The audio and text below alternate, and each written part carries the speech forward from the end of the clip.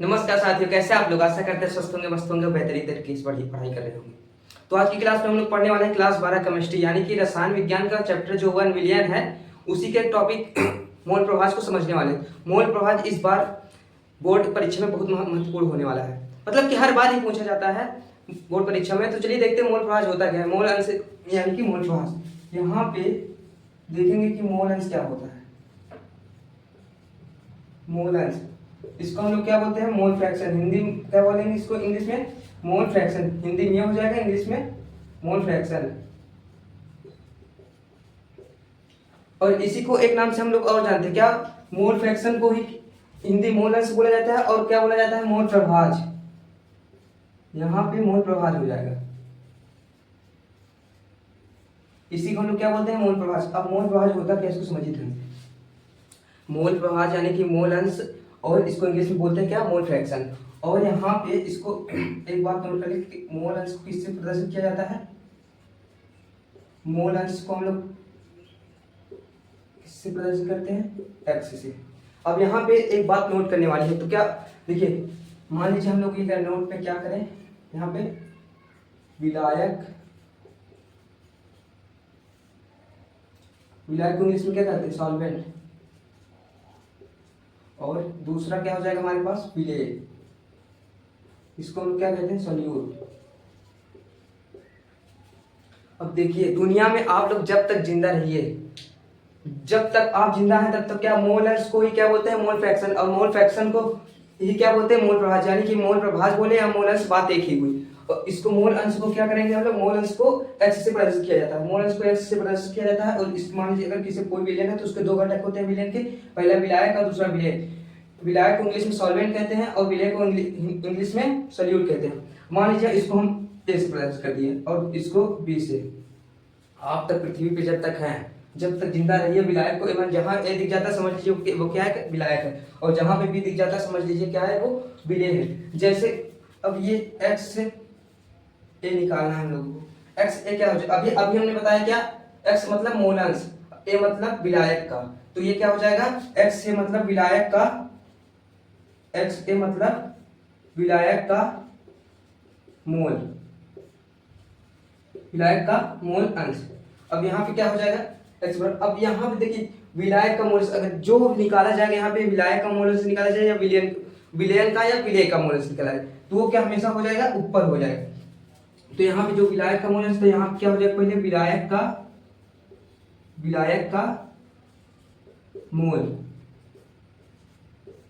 और इसके नीचे क्या हो जाएगा? बट्टे में क्या हो जाएगा? यहाँ पे विलायक का मोल प्लस विलेय का मोल। तो यहाँ पे हो जाएगा क्या? विलायक का मोल, विलायक का मोल प्लस विलेय का मोल। अब इसे क्या? विलायक का मोल अंश निकालना है तो हमको क्या विलायक का मोल लेना पड़ेगा, और नीचे क्या? विलायक का मोल प्लस विलेय का मोल, यानी कि विलायक और विलेय मिलकर क्या बनता है? विलयन। तो यहाँ पे हम लोग लिख सकते हैं क्या? विलयन का मोल भी लिख सकते हैं, तो वो गलत नहीं होगा। तो यहाँ जैसे विलायक का मोल निकाले, विलायक का मोल, मोल अंश एक्स से प्रदर्शित किया जाता है, और विलायक का है तो क्या? ये हो जाएगा। और विलायक का मोल, मोल को किससे प्रदर्शित किया जाता है? एन से। मोल को किससे प्रदर्शित किया जाता है? एन से। यहाँ एन से प्रदर्शित किया, और विलायक का है तो क्या हो जाएगा? ए।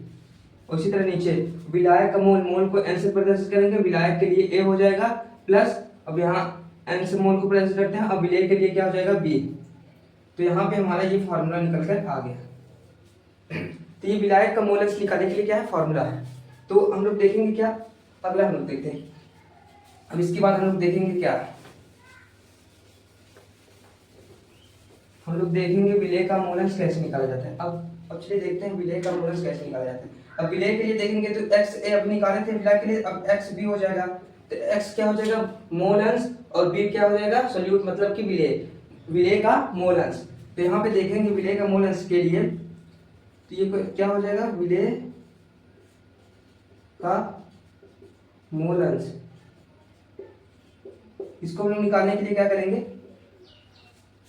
अब यहाँ पे जो निकाला जाता है, जिसका मोल अंश निकाला जाता है, तो वो ऊपर रहेगा हमेशा। तो हमेशा क्या हो जाएगा? ऊपर। तो विलेय का विलेय का मोल, और नीचे क्या हो जाएगा, जैसे पहले हम लोग विलायक वाला निकाले थे, विलायक का मोल प्लस विलेय का मोल, सेम चीज वही कॉपी पेस्ट कर दीजिए यहाँ पे। तो यहाँ पे हो जाएगा क्या, विलायक का मोल, यहाँ पे क्या हो जाएगा, विलायक का मोल प्लस विलेय का मोल। अब इसी को हम लोग क्या करेंगे, विलेय का मोल को किससे x से रिप्रेजेंट किया जाता है, विलेय का है तो यहाँ पे b हो जाएगा। अब इसको फॉर्मूला निकालने, विलेय का मोल को n से रिप्रेजेंट किया जाता है, विलेय के लिए क्या होता है b, और विलायक का मोल क्या हो जाएगा Na प्लस Nb। तो यहाँ पे हमारा दूसरा फार्मूला ये हो गया। अब देखिए XA और XB, विलेय और विलायक मिलाकर क्या बनता है, विलेन बनता है, विलेय और विलायक मिलाकर विलेन बनता है। तो अगर पूछ ले जाए कि विलेन का मोलस क्या हो जाएगा, तब हम कैसे करेंगे, तो यहाँ पे देखेंगे कि विलेन का मोलस कैसे निकाला जाता है।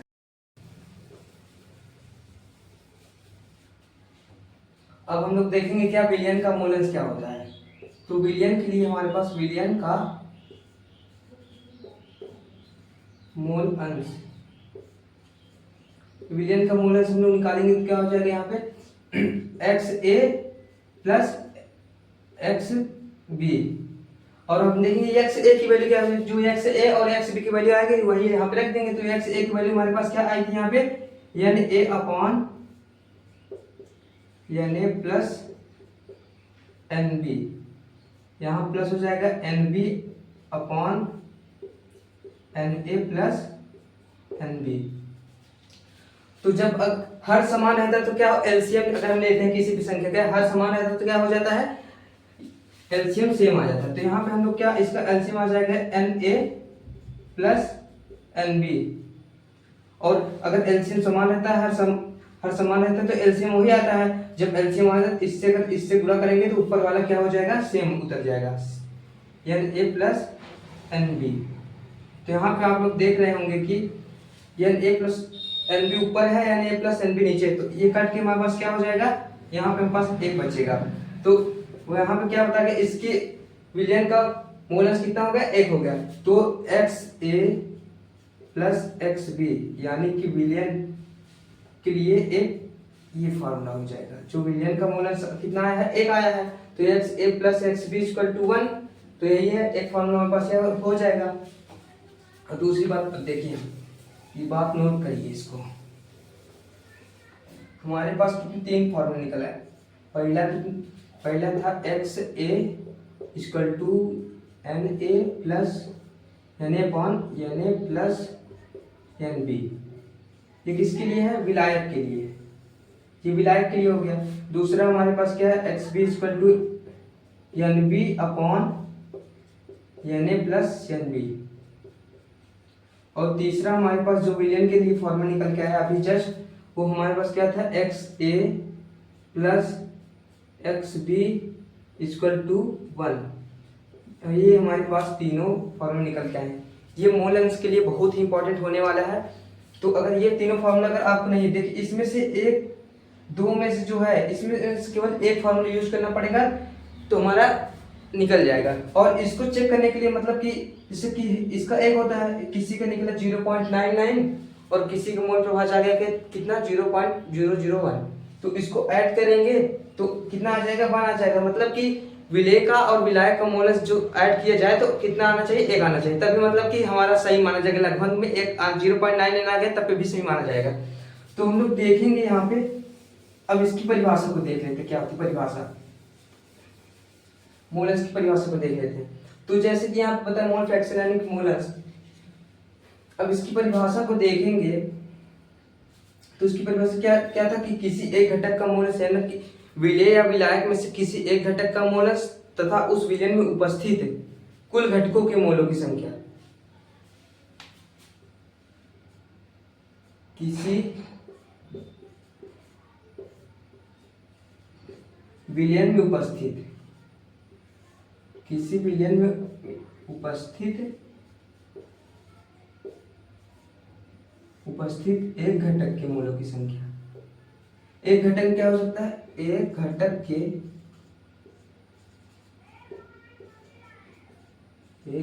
के मोलों की संख्या।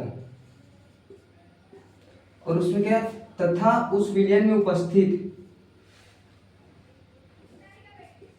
उस विलयन में क्या, उस विलयन में उपस्थित कुल घटकों की संख्या, या उस विलयन में उपस्थित कुल, या तो फिर हम इसको बोल सकते हैं विलयन के कुल मोलों की संख्या, या तो विलयन में उपस्थित कुल घटकों की मोलों की संख्या। बात यह कि उस विलयन में उपस्थित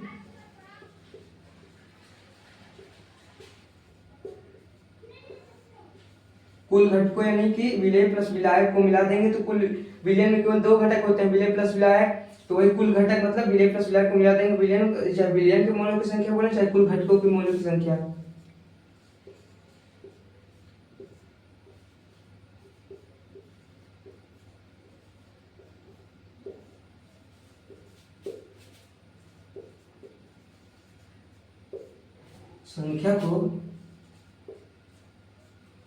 संख्या के अनुपात को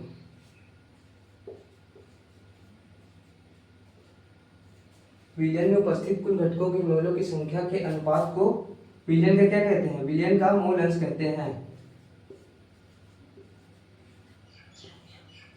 विलयन का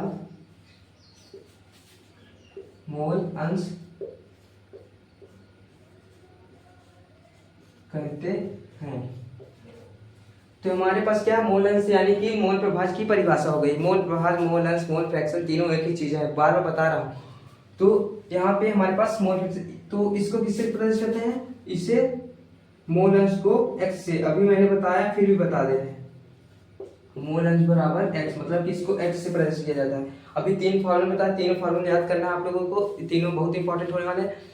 तो आशा करता हूँ आप लोगों को मोल अंश यानी कि मोल प्रभाज समझ में आ गया होगा। तो मिलते हैं अपने अगली वीडियो में। तो अगली वीडियो में मोल अंश के आगे जितनी भी टॉपिक है, यानी कि विलेयता, विलेयता तीन प्रकार के होते हैं, विलेयता से संबंधित जितने टॉपिक, फिर हेनरी का नियम, राउल्ट का नियम, सभी चीजें आ जाएंगी। तो उसको अगली वीडियो में हम लोग देखने वाले हैं। अगर आपको समझ में आया हो तो चैनल को सब्सक्राइब करिए और कमेंट में बताइए कि आपको समझ में आया, कैसा लगा।